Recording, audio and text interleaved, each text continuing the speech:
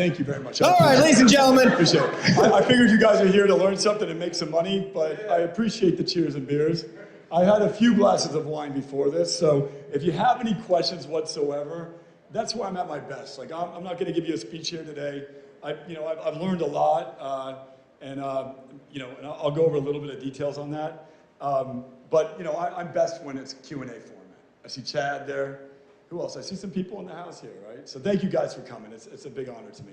I'm going to tell you about how I've reinvented myself. I'm going to walk you through, how I've built a company to nearly $2 billion in sales and sold it for $792 million and done about $1 billion in exits, and all that stuff doesn't really matter. You guys probably don't care to hear about that stuff, do you? Yeah, we want to hear about it. Yeah, okay, there you go. I got an entrepreneur in the room here. By show of hands, how many of you entrepreneurs, man, okay? By show of hands, how many will not show your hands no matter what question I ask you? There's a bunch of you in the room here, right? I heard earlier when Ryan was doing an introduction, he's like, how many of you ever had a rock bottom moment? I was listening, and nobody had a rock bottom moment. Statistically, I think some of you are analytical. I want to challenge your math on that subject, because I'm a math guy, and nothing to lose. The path was all math was a big quote of mine. I think every single one of us either has had one, and if you haven't had one, you're going to get one, right? Or you're going to have a family member that's had one. I certainly have had my fair share of them. That said, I embrace adversity. I mean, it's my best friend. It really is. And I'll share with you guys, my mother was in a coma for 2 years, and right now, we are giving her end-of-life regimen. She woke up, by the grace of God, and as we speak, I'm getting a call from the doctor to talk about me going to see her because I got a day or two left. Now, many of you might say to yourselves, well, why am I not there, right? And the reason why I'm not there is because my mother would have it no other way than for me to fulfill my purpose and to make her proud in this life and the next life. And I share that with you only because I know how to get back up after you get knocked down. I've learned how to compartmentalize these types of situations so I can be here with you and be present and be able to go back home to her and have that challenge and deal with it. And I've somehow figured out how to go through all that and generate $1 billion. So I might have something to teach. Now, you guys were all talking out there earlier. Now I got some people listening. That's awesome. All right, now, I'm not this intense the whole time. I think I just started that way. I'm going to share with you guys my passion project, and I'm going to go into my book a little bit, right? For those of you who understand the publishing industry, you make $0 writing or selling a book. Right? I've given all of the proceeds of my books to charity. I share that with you because I need you guys to support me with this book. I really do, because I believe it is my purpose, and I'll walk you through a little bit about that, to help people weather, their own personal journeys. Perhaps as mine is a narrative, but they won't necessarily make the same mistakes I did, because I teach my mistakes transparently, and I made a bunch of them, so that way other people don't make the same ones I did. And I'll talk about venture capital. I have a fund called #1. We've had some pretty prominent investments. Everybody in here looks like you're relatively near the millennial age. I'm kind of the big brother to the millennials. By show of hands, how many of you have ever heard of a company called Elite Daily? 2 people. All right, come on, give me some show here. A few of you. So I'll share with you about how I discovered the entrepreneurs of Elite Daily, how I invested with them, and how I helped sell the company for $47 million to Daily Mail. But it was against my will that they sold for $47 million. And the reason why I'm investing in Ash is because they sold too cheap too soon. But I can't be mad at a bunch of young guys that sold their company for $47 million, right? But I was there to make billions. I will tell you, if you're an entrepreneur in the room and you want me to invest in your company, I'm happy to receive your business plan.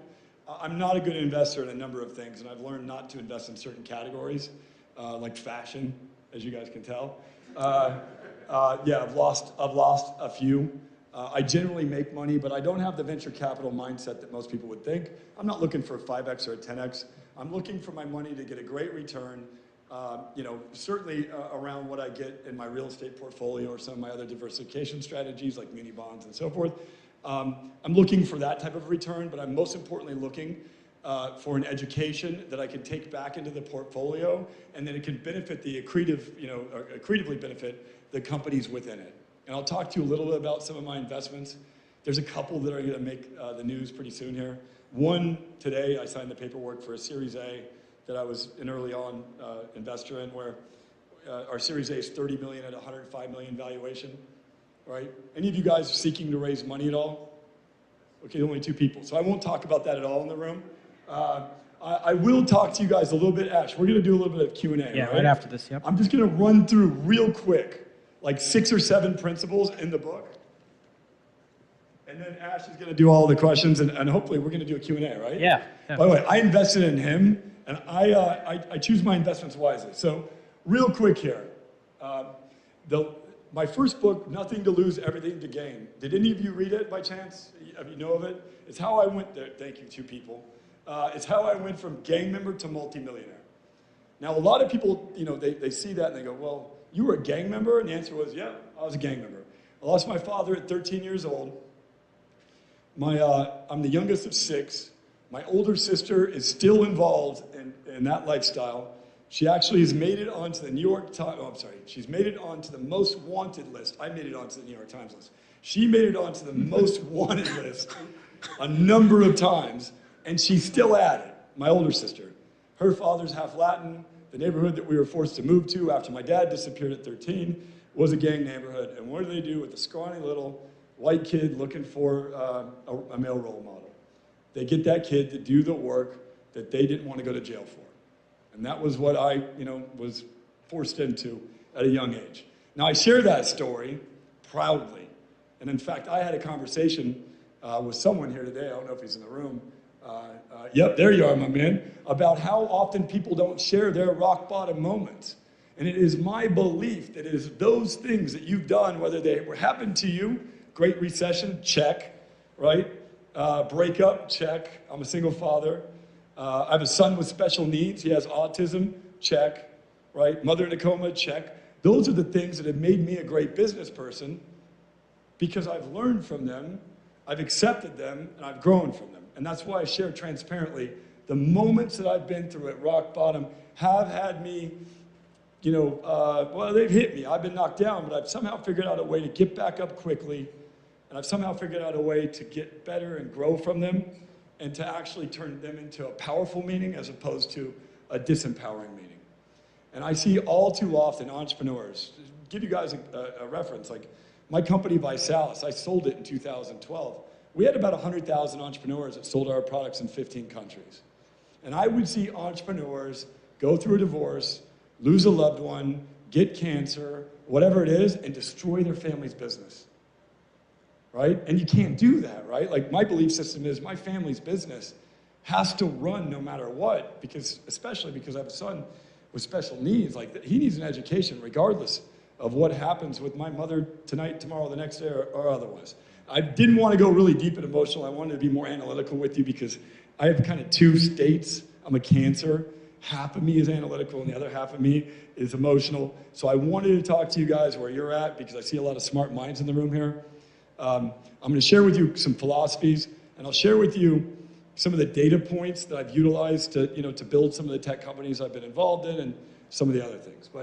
So number 1, everybody has their own set of rules, and their rules don't rule you. I learned this from Steve Jobs. I didn't know him personally, but I studied him inside and out as a young entrepreneur when I started my career in technology in 1996. I had a Next system that powered my phone system. I see a smile in the room here. The documentary Pirates of the Silicon Valley, that changed my life. It was on the PBS, not the one where they acted it out, but the PBS documentary. When I saw Elon Musk, and he wasn't Elon Musk at the time, he had a McLaren delivered, and I thought to myself, I want a McLaren, right? Do you remember that, Ash? Yeah. So I share with you my roots and everything in my background are more engineering focused than you would think, based on perhaps the branding and other things that happen out there. And I became an engineer because I used to steal computers when I was in the gang. I liberated a bunch of them. Now that said, I've since repented. My first company was called 24/7 Tech. If your network's a wreck, call 24/7 Tech was my marketing byline. I realized that's not scalable because I had to take calls on my beeper at 24 hours a day to go fix people's computer problems? Any of you guys remember Novell 311 or there's one, all right, or the blue screen of death? My first job in tech was moving tapes from one device to another, and then and re-indexing servers. I used to write code in a language called Clarion. If you guys remember Clarion, here we go. Now I got some fans in the room here, going old school. There we go, right? Yeah, I wrote a few programs, and then I started writing in the commodities industry. I actually got my Series 3. What's that? Cobalt. Yeah, I was, when we had the Y2K fiasco, 24/7 Tech was heavily involved in that. And I got to take a job with the United States Navy in Port Hueneme. They have a naval defense base there. And they asked me to do a survey as to the commercial availability of wireless technology for the Navy. In the survey, I found that there was no commercial availability. The problem that they were trying to solve, and I'm on a tangent here, was they had to send a helo out to the ships that they would shoot at, and they'd have to transmit the data to determine whether or not the missile struck or was defended against. And so we built a wireless network from Oakland, California, all the way down to San Diego at Sky Pipeline. It later became NextWeb, which later became CoVed. All right, so I think I've given you all the credibility. I've learned a lot of stuff from the business school of hard knocks. I dropped out of high school my freshman year. I could never pass a math proficiency test or an English test. I couldn't even spell the word entrepreneur until recently. And I write about the subject, right? It's a tough word. So I learned these things kind of a different way than most people. And so I think it might give you a unique perspective. Perhaps you did get your degree and take the traditional path. I probably have 50 doctors that work for me right now that have PhDs in my R&D team. So give you an understanding. I understand whether and I value very much if you've taken the traditional path and you might have spent, $1 million on your degree or whatever the case is.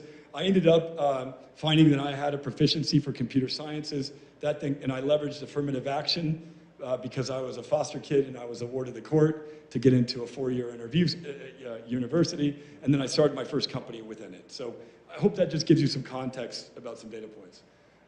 But I think the most important things that you learn in business, they don't teach you in business school, they teach you by failure. And I've failed a number of times. Even after I had my success and even after I established values, I didn't always live to them.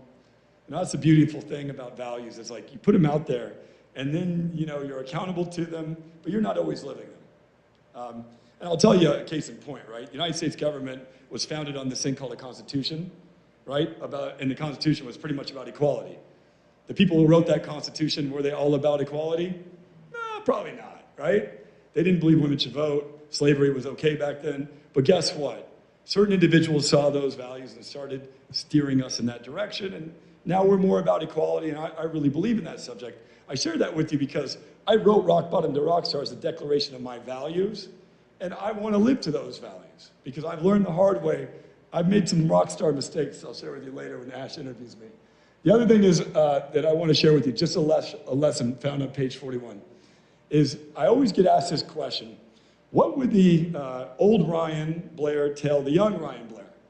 And I always answer like, well, one, not to talk in the third person, right? That's probably what Donald Trump kind of does that. I'm not a big fan. Two, the old Ryan Blair would tell the young Ryan Blair, pay attention to your timeline. I've made a lot of bad decisions because I didn't know that I was going to become, a multimillionaire. I had no idea. But if you look at, when I started my career in 1996, I'm 20 years, in October it'll be 20 years. It looks like a stock chart, right? There's ups and downs. There's events outside my control, like the Great Recession. And then there's a hell of a lot of things that were inside my control that I failed to do, like manage my cash, grow as a leader, that gave me some down years. And then I got some runs, and it looks like a hockey stick, where I went from, in 2009, my company did $9 million in sales. In 2012, I did $624 million in sales and $120 million in cash and $97 million in EBITDA. It's a pretty fast run. I think I was I was the 5th highest paid person under 40 in all SEC filings as an NYSE publicly traded officer. That's not good because the short sellers eat that shit up quick. Next thing is hard work doesn't always pay off. I believe the harder I work, the luckier I get. When I was going public, I had 100 million in EBITDA, and Mark Zuckerberg was going public. And in my opinion, I worked just as hard as he did. But his multiplier was luck. So some of you work just as hard as each other, but you might not have the right industry or the right multiplier, right? But we all work hard. So I talk a lot about that in the book. I also talk about your failure quotient. So having come from a one-bedroom shack, my first book was called Nothing to Lose. And the reason why I was able to be successful in business is I really thought to myself, I have nothing to lose. Right now, the middle class, they have so much to lose, or at least their perception is that they have so much to lose, that they're afraid to start businesses. Entrepreneurship is on a downtrend right now in America, and that's sad. Wages are stagnant. I don't understand why more people aren't starting more businesses. Entrepreneurs are the new rock stars in our society, right? Mark Zuckerberg's on the cover of Vogue magazine. Maybe not Vogue, but he might as well be. So why is it that entrepreneurship is on a downward trend, right? When wages are stagnant for everybody?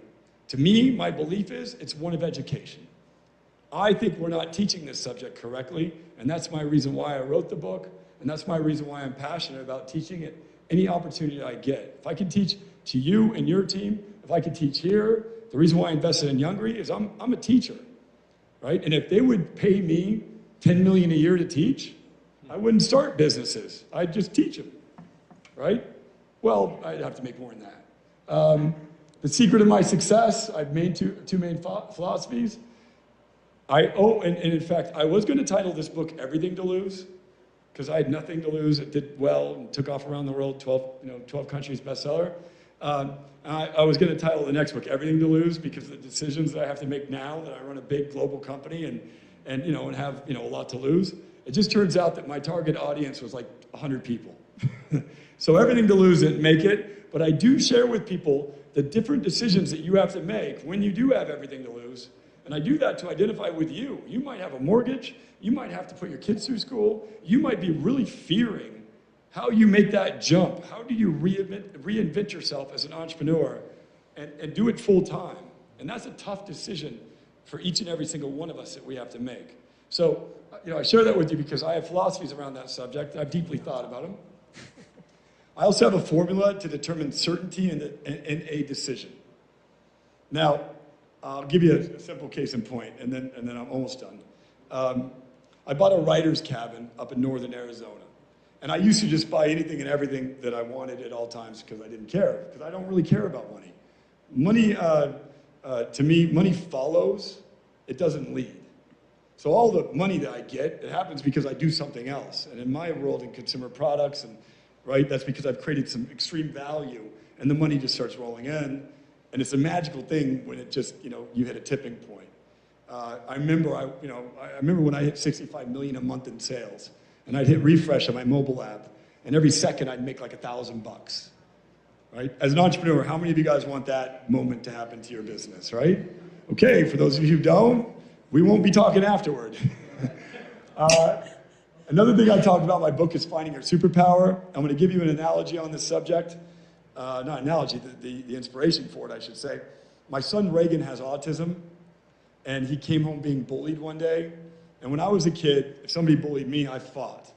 But I didn't want my boy to have that same type of, I want him to be better than his father. I want him to be a gentleman. And one day I was talking to him, and he can't really talk much because the kids with autism is a communication disease. And I told him, I said, you know what you're great at, Reagan? I said, Reagan, you can stare through a wall. Because autistic kids, they don't make eye contact, but they could stare at a wall. It's a coping mechanism. And I said, when those kids bully you, just tell them staring contest. And he lit up. And you know what happens now? The teachers call me and they're like, will you please tell your son to quit staring down all the kids when they bully him? Because they're starting to get upset with it. Because they can't win. I can't win. I've had every one of my friends go, like, guys that were 10 years in the NFL show up to my house. Chad's been there last night, right? Chad, guys that have played in the Super Bowl, in the Pro Bowl. And I'm like, do me a favor, see if you can beat my son in a staring contest. Not a chance. So I use that cute little thing that I learned with my son, but really what it means to us in business is we have to find our strength. Whatever our power is, our strength. Now, it'll mold and change over time, and then you need to create a team around you to put you in your strength zone. Most of our society talks about our weaknesses, and like, for example, if, you know, any of you guys taken the Clifton Strength Finders test, right? I highly recommend it. I've done it. It's like 87 bucks. You get your 34 strengths. I'm not paid by them to promote this, so those of you who are thinking that I'm some sort of, but it tells you your strengths, and then you get to use that as an opportunity to understand yourself and then have your team understand you. And so, like, for example, I have a partner in one of my companies that one of his strengths is consistency. My number 33 is consistency. I'm ADD, man. Like you guys would probably see as I'm jumping around.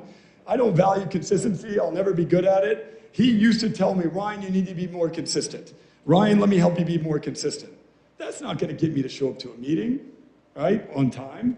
But now that he knows that my strength is competition, which is a superpower, and there's a balcony for that, and there's a basement, he gets to say, Ryan, what would Steve Jobs do in this situation? He'd probably show up to that meeting on time, right? So I show up. So you have to find your superpower, you have to know what your strengths are, and you have to know when your strengths are at their best in the balcony, metaphorically, or in the basement at their worst. And I've learned a lot about the bad side of competition. I write a lot about that in the book. You know how many lawsuits I've been in, class action lawsuits? I mean, I've spent I've spent $20 million in attorney fees, right? 20 million bucks in attorney fees. That's not a lot of fun.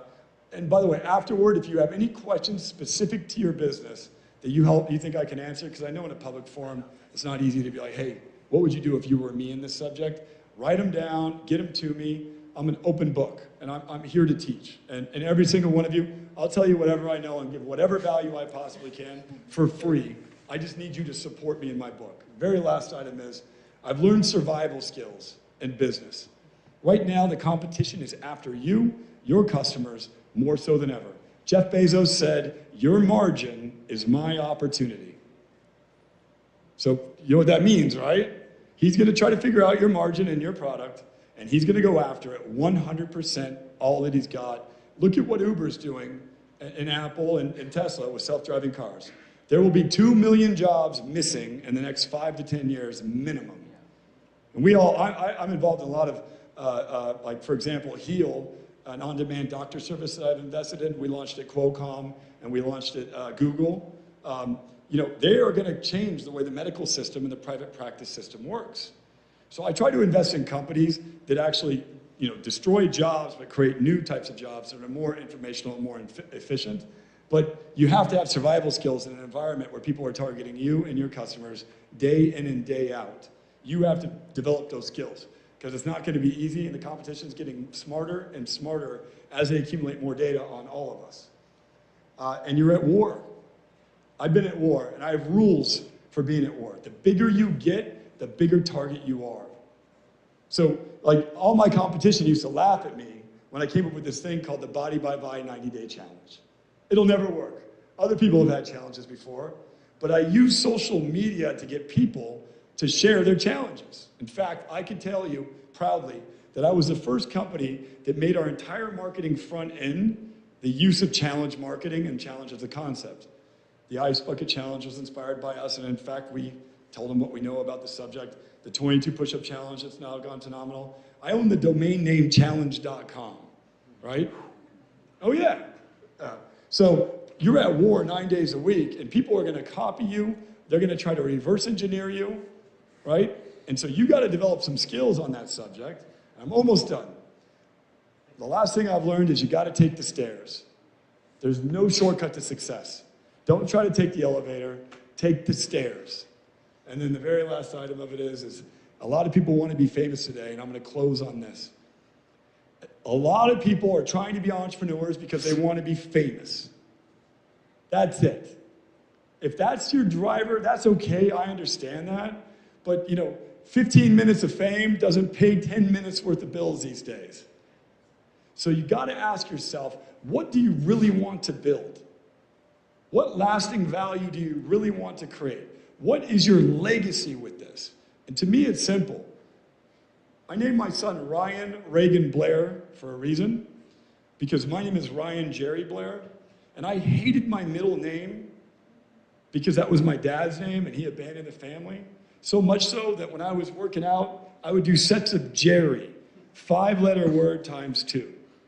I named my son Ryan because I wanted to always be accountable to him, so that way he would always be proud of his name unlike I was, and that he could pass down the learnings, the value system, and perhaps even, the companies and our charity and philanthropic work to his children's children's children.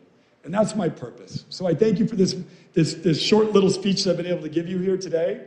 I'm available if you want more information from me. But Ash, over to you, sir, if you want to have a quick Q&A. Grab a seat. Give Scoot him up. a round of applause!